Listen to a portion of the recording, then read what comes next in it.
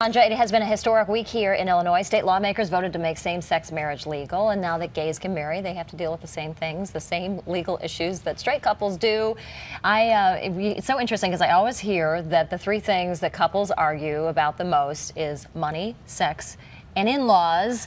And the money part, we have an estate planner here with us, Lindsey Markus, to kind of sort through some of the issues. It's true, isn't it? Absolutely.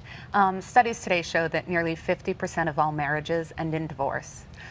So my concern with this new legislation is I don't want to see my clients too overzealous about the engagement and forgetting about the financial implications associated with the marriage, as well as a potential divorce. True for just about any couple, I would imagine. Where do you start? Okay, prenups. You hear a lot about prenups, and it's not just for people who have a ton of money, is it?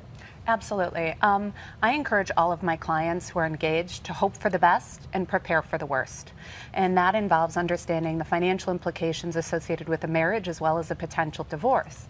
A prenup isn't for everyone, but I encourage everyone to make an educated decision as to whether or not it's the appropriate fit for them. What about, okay, generally estate planning, what should they consider to ensure they're both taken care of in the case of a health crisis? In the case of a health crisis, hands down, the most critical document to have in place is a power of attorney for healthcare. This is important not only for adults, but also for adult children, because anyone over age 18 needs to have this documentation in place. Untimely death, another issue that you don't want to talk about when you're getting married, but probably an important thing to go through all of these types of scenarios. You know, you were talking about money previously. There are two things that we are all guaranteed to face in the course of our lifetime: taxes and death. And unfortunately, it's not too much of a pick-me-up, but it's my area of concentration. So we need to plan for those things. Living trusts can provide heterosexual and same-sex couples with the best way to leverage the tax benefits associated with the marriage as well as a death. So what are the tax benefits? When you get married, do you benefit financially from tax issues? Like, can you get savings there?